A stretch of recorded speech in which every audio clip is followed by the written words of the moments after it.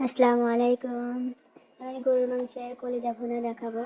প্রথমে কলিজাটা ভালোভাবে পরিষ্কার করে টুকরা করে নিয়েছি। তেল গরম করে পেঁয়াজ কুচি করে দিয়ে দিয়েছি, দারচিনি, এলাচ, বড় মশলা সব দিয়ে দিয়েছি। পেঁয়াজ বাটা, রসুন বাটা, আদা বাটা সব দিয়ে দিলাম 1 চা চামচ করে। ভালো করে মশলাটা ভালোভাবে কষায় নেব।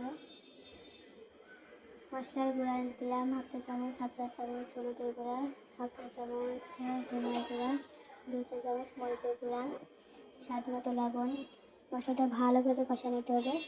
মনে রাখবেন, মশলাটা যত ভালোভাবে কষাতে পারবেন তত টেস্টটা তত ভালো হবে। আমি কলিজাটা দিয়ে দিলাম, টুকটা করে রেখেছিলাম আগে থেকে।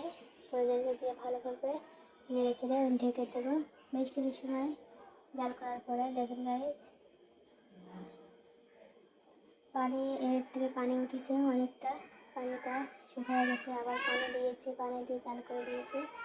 দেখেন আমার গরুর কলিজা ভুনাটা হয়ে গেছে। কি সুন্দর কালারটা হয়েছে, যেমন দেখতে সুন্দর, দেখতে তেমন অনেকটাই টেস্ট হয়েছে। ওকে, আল্লাহ হাফেজ।